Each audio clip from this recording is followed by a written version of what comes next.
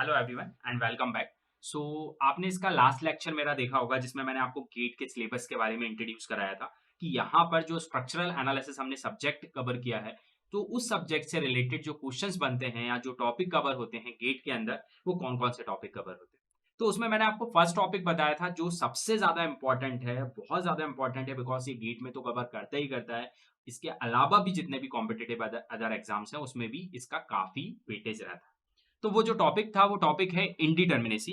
तो सबसे पहला जो टॉपिक हम गेट के लिए कवर कर रहे हैं, या आप इसको अदर एग्जाम के बेसिस पे भी प्रिपरेशन में ले सकते हैं, वो है आपका इंडिटर्मिनेसी। तो सबसे पहले मैं यहाँ पे जो है वो शॉर्ट में आपको किस तरीके से गेट के लिए आप तैयारी कर सकते हैं, तो उसमें मैं डायरेक्ट बता रहा हूँ। बाकी इसका पूरा डिटेलिंग भी मैंने की हुई है, जब आप सब्जेक्ट के मेरे लेक्चर सुनेंगे तो वहां पर आप जब लेक्चर देखेंगे तो मैंने पूरा डिटेल में इंडिटर्मिनेसी के बारे में बताया हुआ है। बट यहाँ पे मैं गेट के क्वेश्चन के बेसिस पे आपको सिर्फ डायरेक्ट बताने वाला हूँ कि कैसे कैसे क्या क्या फॉर्मूले अप्लाई होते हैं, उनको किस किस तरीके से हम यूज कर सकते हैं, उनको कैसे यूज करके हम क्वेश्चंस को मिनिमम टाइम में सॉल्व कर सकते हैं।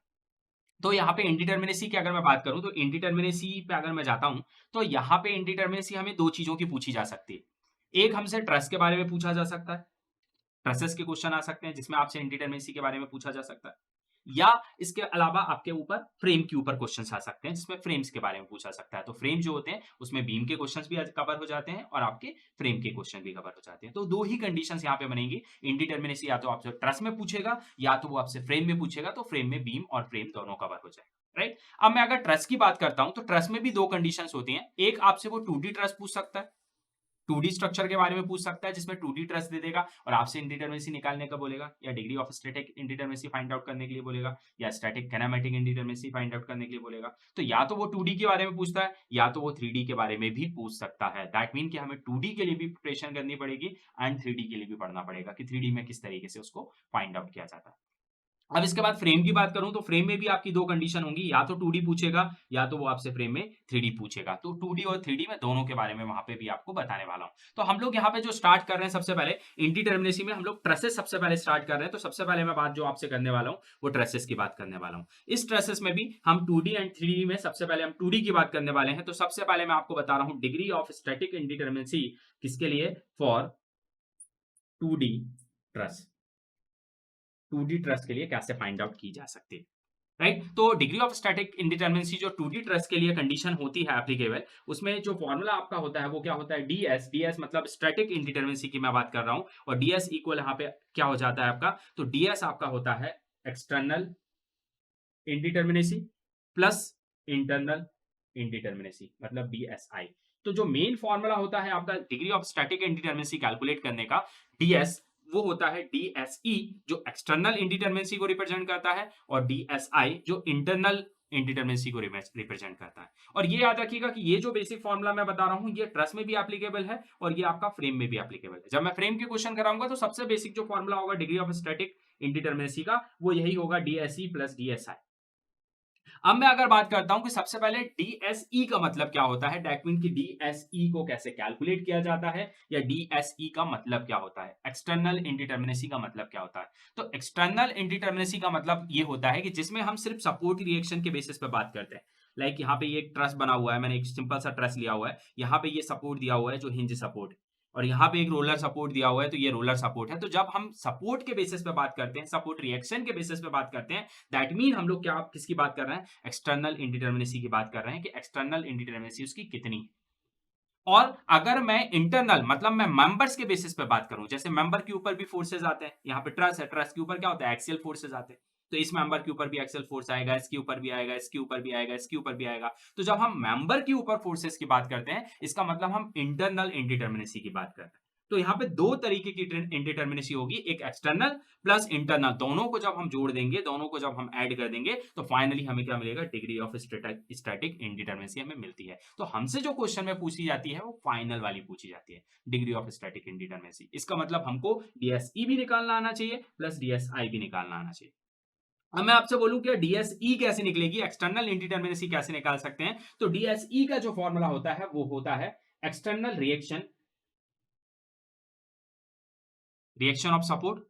इसके अलावा इसमें से माइनस कर देते हैं इक्विलिब्रियम की कंडीशन। इक्विलिब्रियम की कंडीशन मतलब मैं इसको कैपिटल ई बोल देता हूं, दैट मीन कि अगर आप 2T ट्रस की बात कर रहे हो और आपको DSE निकालना है तो यहां पे आपको सबसे पहले RE पता करना पड़ेगा कि RE कितना है और माइनस उसमें से करना पड़ेगा E। तो RE मतलब एक्सटर्नल सपोर्ट रिएक्शन को रिप्रेजेंट करता है। RE क्या है? External support reaction. जो RE है वो एक्सटर्नल सपोर्ट रिएक्शन का मतलब कि ये सपोर्ट है, इस पे कितनी नंबर ऑफ रिएक्शन आ रही है आपको वो काउंट करनी पड़ेगी।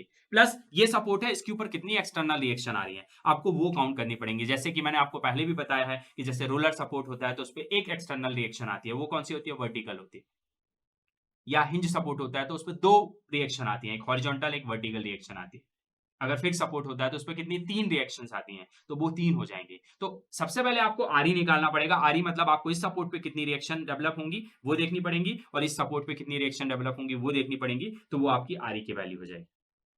उसके बाद माइनस करेंगे इक्विलिब्रियम की कंडीशन। तो आपको पता है कि इक्विलिब्रियम की कंडीशन यहाँ पे कितनी होती है। तो अगर मैं बात करता हूं तो नॉर्मली आपने जो इक्विलिब्रियम की कंडीशन पढ़ी है वो 3 पढ़ी है कि समेशन ऑफ x इक्वल 0 होता है, समेशन m 0 होता है, समेशन y जो है वो 0 के बराबर होता है। तो वो आपकी इक्विलिब्रियम की कंडीशंस होती हैं जिनको आप इसकी जगह पे यूज करते हैं, उनको यहाँ पे माइनस करते हैं। तो ट्रस के केस में ट्रस के लिए आप लोग यूज करेंगे और यहाँ पे नॉर्मली जो बात करेंगे वो इसमें बात करेंगे। तो इसको इस तरीके से DSE को हम लोग फाइंड आउट करते हैं। तो याद रखिएगा ये नंबर ऑफ रिएक्शन को रिप्रेजेंट करेगा, ये इक्विलिब्रियम की कंडीशंस को रिप्रेजेंट करेगा, राइट। अब मैं इसी तरीके से आगे जाता हूं।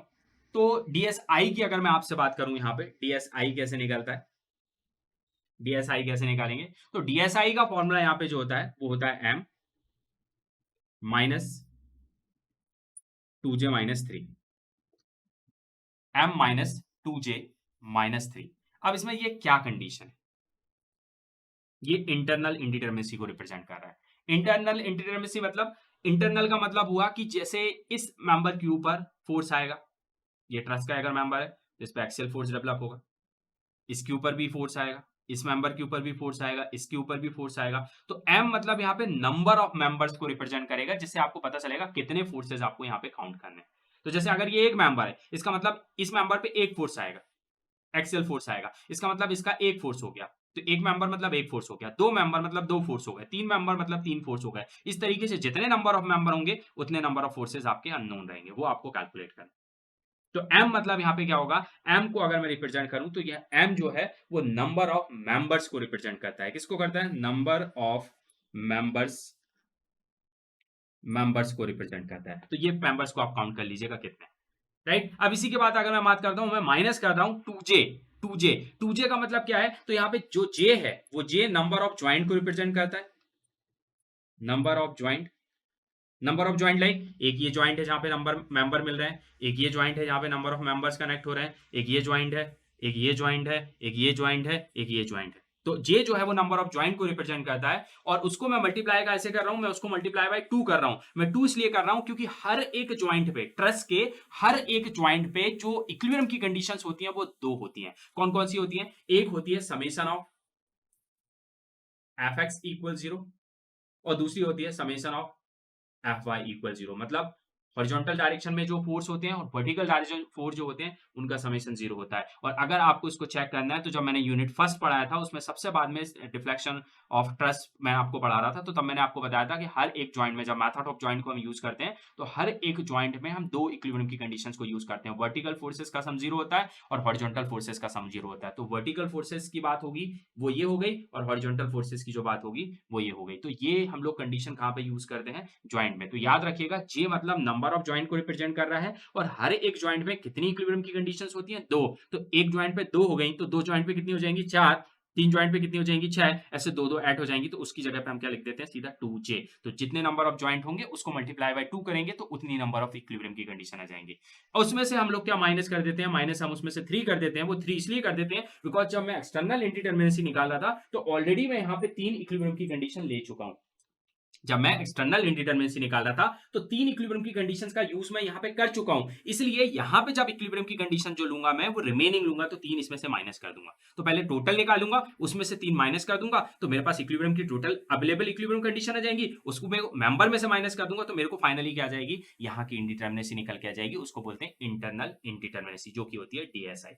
सो ये है डिग्री ऑफ स्टैटिक इंडिटरमिनेसी निकालने के लिए डीएसई इससे निकालेंगे, डीएसआई इससे निकालेंगे, और मैं बात यहाँ पे किसकी कर रहा हूँ, मैं 2D ट्रेस की कर रहा हूँ। तो यहाँ पे एक ये ट्रेस मैंने लिया हुआ है, इसको हम सॉल्व भी कर लेते हैं कि बेसिकली इसको अगर मुझे सॉल्व करना है तो किस तरीके से मैं इसकी डिग्री ऑफ स्टैटिक इंडिटरमिनेसी निकाल सकता हूँ। तो डिग्री ऑफ स्टैटिक इंडिटरमिनेसी अगर मैं इसकी निकालूं तो मैंने अभी आपको फॉर्मूला बताया इस पर्टिकुलर 2D ट्रेस के लिए, तो वो ds इक्वल क्या होता है, डीएसई प्लस डीएसआई होता है, राइट। अभी मैंने आपको बताया।